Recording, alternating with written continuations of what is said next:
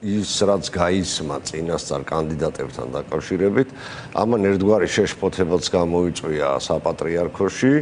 და მათ მიიღეს გარკვეული გადაწყვეტილებები იმასთან, აკეთდა წინასწარი კომენტარები იმასთან დაკავშირებით, რომ აი ეს ცენზი არსებობს, აი აქ განათლება არის საჭირო და ასე შემდეგ. უბრალოდ მე მინდა შევახსენო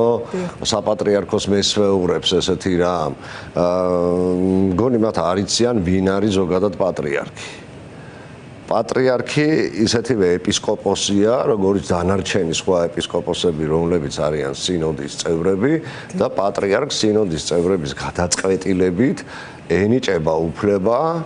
თავისი სიცოცხლის განმავლობაში მართოს ეკლესია. ანუ პატრიარქიც არის ეპისკოპოსი. და ეპისკოპოსად თუ შეიძლება ეკურთხებინათ ისეთი ადამიანი, რომელსაც არ ქონდა თეოლოგიური განათლება, ან ყველაზე მთავარი თუ ეპისკოპოსად რჩება ადამიანი 70 წლის ასაკის შემდგომ, რა უფლება აქვს ვინმეს საკუთარი მერკანტილური შეხედულებებიდან გამომდინარე დააწესოს ეს ცენზი. ეს ცენზი არ არსებობს არსად. ეს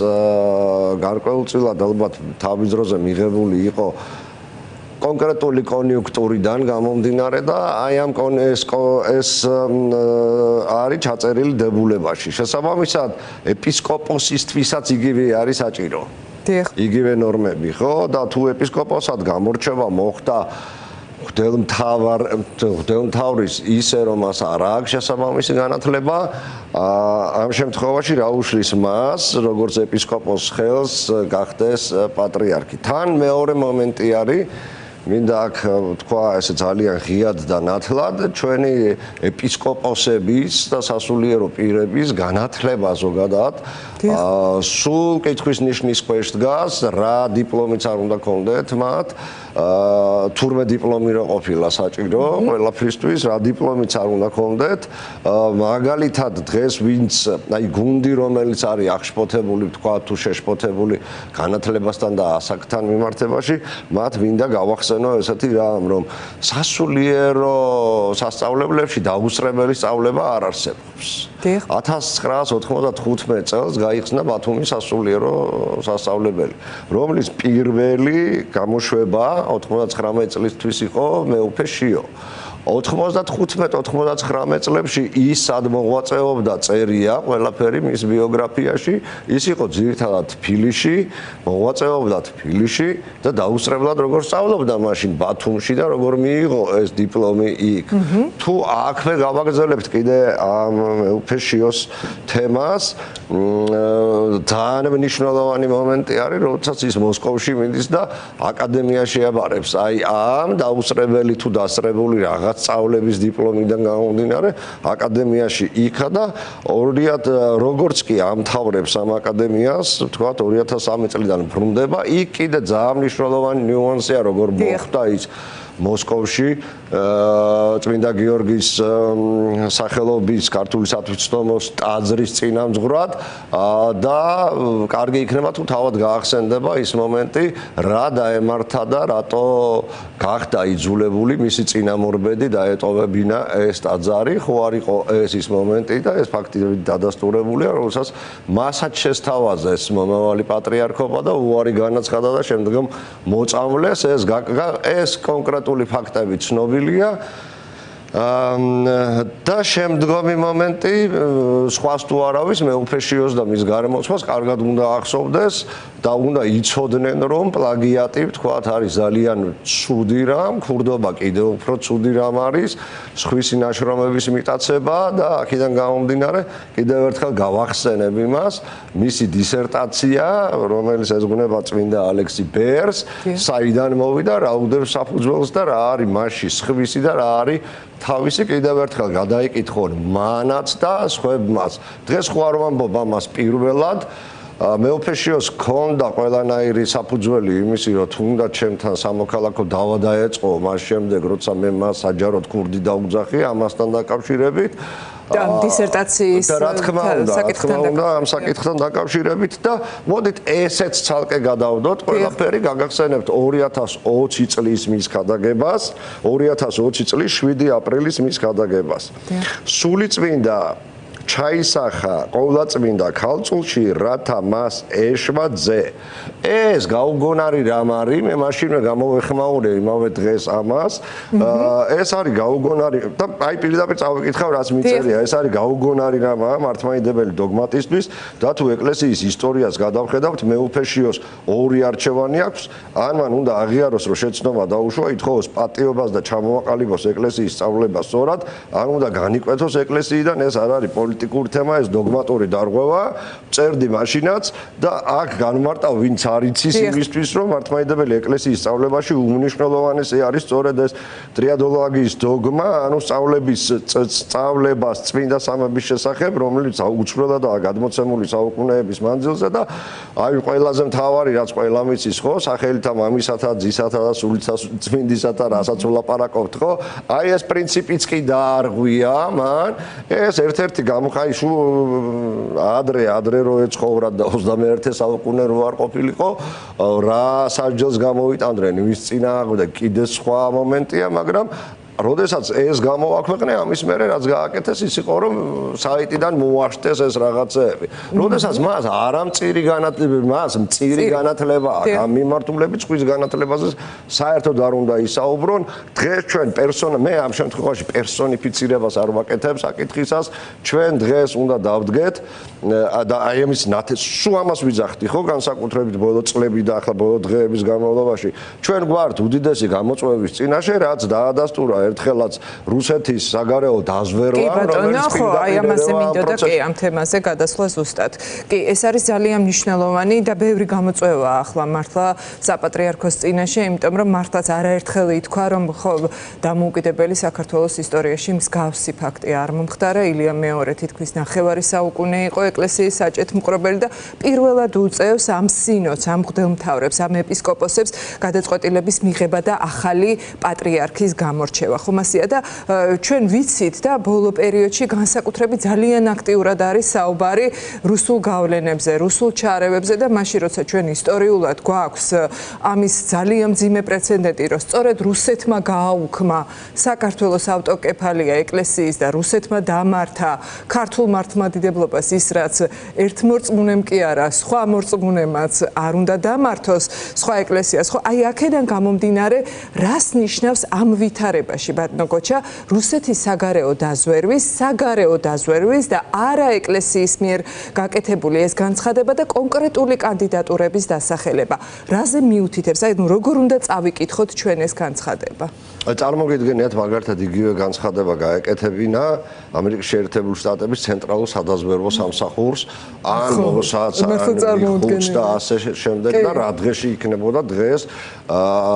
ის რა ქვია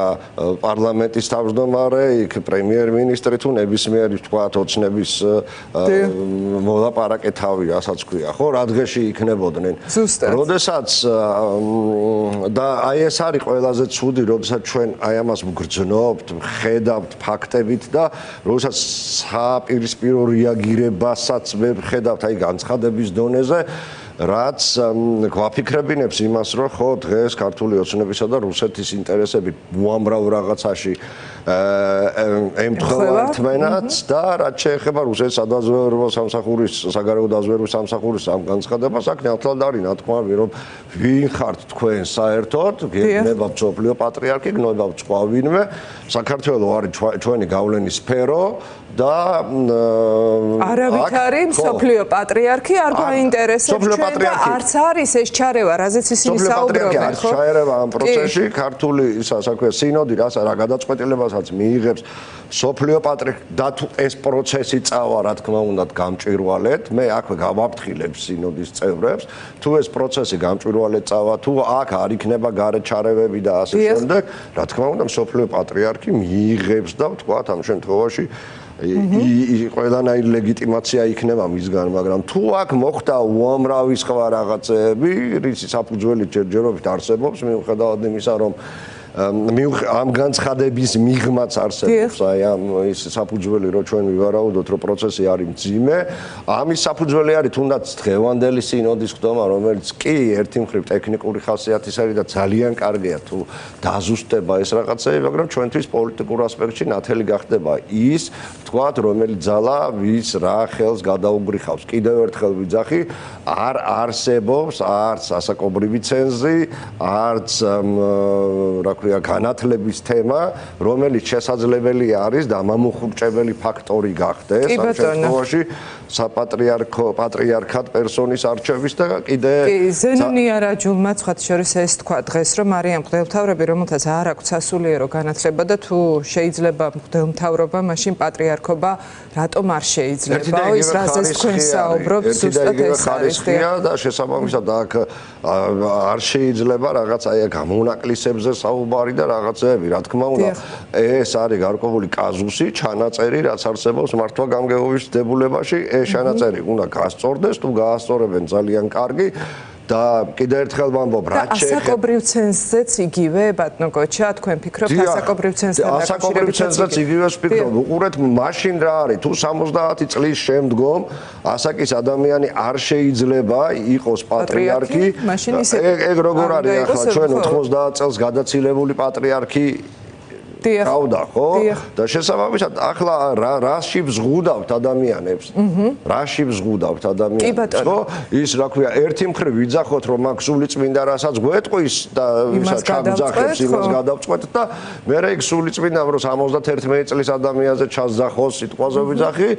რას ეტყვის, აი დებულება მაქვს მე აქ და ვერ გავაკეთებთო. ამიტომ ეს პროცესი ყოველგვარი დამატებითი ბარიერებისაგან უნდა იყოს გათავისუფლებული და თუ ვინც ეს არ იცის, მე შევახსენებ ნეტარი ავგუსტინეს სიტყვებს ესეც, რომ სახელმწიფო სამართლიანობის გარეშე არის ყაჩაღ და ბანდა და სამართლიანობა არის უმთავრესი რამ, რაც ჩვენ ქრისტესთან გვაკავშირებს. სამართლიანობა და სამართალი, რომელსაც ადგენს ადამიანი, კაცი შეიძლება არ ემთხვეოდეს და ვერ ემთხვევა ხშირად ერთმანეთს და სწორედ აი აქ თქვა სინოდის, რელიგიის, თქვა მნიშვნელოვანი ფუნქცია ის არის, რომ ისინი იყვნენ სამართლიანები და ის გარკვეული კიდევ ერთხელ ვამბობ, კაზუსი, რომელიც შეიძლება არსებობდეს ამ მართვა-გამგეობის დებულებაში, უნდა გაასწორონ და არავითარი ბარიერი იმასთან და კიდევ ერთხელ ვსვამ, რას ეუბნებიან სულიწმინდას, რომ დებულება მივიღეთ ესეთი გასაგებია და ბატონო კოჩა ბოლოს აი ერთგვარად რომ შევაჯამოთ ეხა ძალიან დიდი ინტერესია მართლა მიუხედავად იმისა რომ კი ნამდვილად ეს არის სინოდის გადასაწყვეტი ეს არის მღვდელმთავრების გადასაწყვეტი მათ უნდა მიიღონ გადაწყვეტილება ყოველგვარი გარეჩარევის გარეშე ქვეყნის შიგნიდან იქნება ეს თუ რუსეთის სადაზვერო თუ ნებისმიერი გარეჩარევებისგან დამოუკიდებლად თუმცა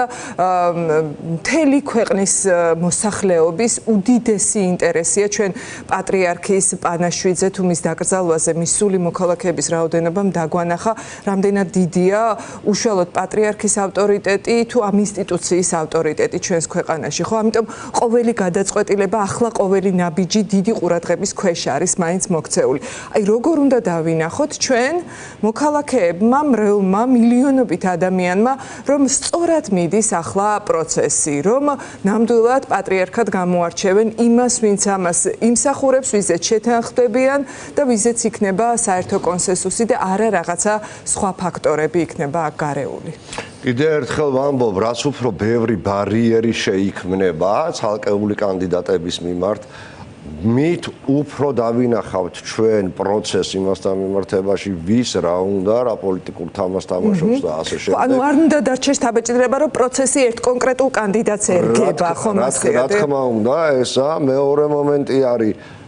კიდევ ერთხელ ახლა არ ვიცი ეს რამდენად არის და მე მესმის რომ ახლა კედელს ერთ ვიცი აყარო ისეთი არის რომ ხელისუფლებას უთხარ რომ არ ჩაერიო ამ პროცესში ხელისუფლებას რა თქმა უნდა კონდეს ინტერესი იმასთან ნებისმიერ ხელისუფლებას რომ ამ უდიდესი გავლენის მქონე ინსტიტუციაში იყვნენ ადამიანები რომლებიც იქნებიან ქართული საქმის დამკეთებლები და ნებისმიერ სიტუაციაში შეხედეთ ხელისუფლებები უამრავი ხელისუფლება შეიცვალა თქვათ ილია მეორის პატრიარქობის შესაბამისად აი ესე წვრილი ხედვით, ვიწრო ხედვით კი ამ დაინახონ პროცესი უნდა დაინახონ ისე რომ აი ამ ინსტიტუციას რომელსაც ამ სიდე გავლენა როგორ შეეხიდება სამომავლოდ სახელმწიფოს და თუ ჩვენ ისევ და საზოგადოებაც ვამბობ ამ შემთხვევაში ის რა ვიცი მილიონზე მეტი თუ მილიონობით ვინც მივიდა იმის მიღმაც ხო უამრავი ადამიანი თუ ჩვენ ამას ვხედავთ რომ საქართველოს მართლმადიდებელმა ეკლესიამ კვლავაც რუსეთის დიქტატით უნდა გააგრძელოს პროცესი და მის თქვათ მართველ პერსონად მოვა ანუ მართველ პერსონად მოვა იმას ნიშნავს რომ ეკლესიაში პრორუსული ძალები გაიმარჯვებენ ხო თუ ჩვენ ამ პროცესს დავინახავთ მე ადრეც ვთქვი ეს და გავიმეორებ რომ მაშინ ჩვენ ეს ადამიანები როგორც პატივსაგები ადამიანები აი ესე ვთქვათ რომელსაც უნდა მივიჩნევდეთ ღვთის სამსახურში მყოფი ადამიანები მათთვის ერთმნიშვნელოვნად გვექნება ხედვა ჩამოყალიბებული რომ ესენი ღმერთის სამსახურში და ქრისტეს სამსახურში კი არ დგანან ესენი დგანან დუგინის, პუტინის და ასე შემდეგ ამათ სამსახურში და ახლა ამად გარეშეც დაველაპარაკებით ქრისტეს და ღმერთს როგორღაც და მე აი ეს გავლენა რას მოიტანს ეს შედეგად ეკლესიისთვის ამას უკვე იქნება შედეგები ნამდვილად კი უმძიმესი შედეგი ნამდვილად და მე ვისურვებდი რომ ეს არ გააკეთონ მე ვიცი საქართველოს მართლმადიდებელ ეკლესიაში უამრავი დელთავარი არის რომელიც ამ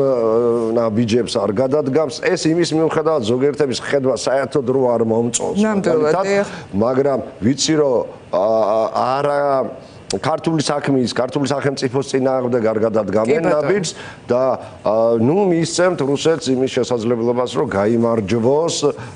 და კიდევ ერთხელ დაამარცხოს საქართველო